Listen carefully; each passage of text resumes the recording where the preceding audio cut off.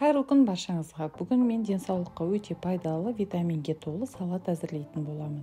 Құрам мен мөлшерін әдеттегідей видеоның астында описание бөлімінде жазып қалдырамын.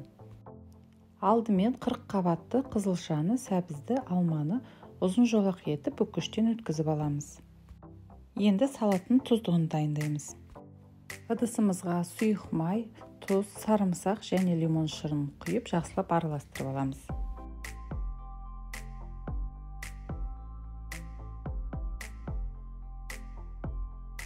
Барлық көкөністерді бір ыдысқа салып, үстінен тұздығын құйып жақсылап араластырамыз.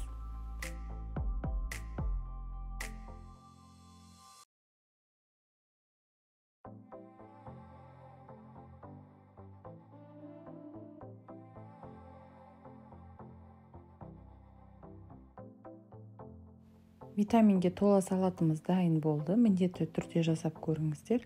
Видеом пайдалы болса лайк басып, арнама тіркеліп қойыңыздар.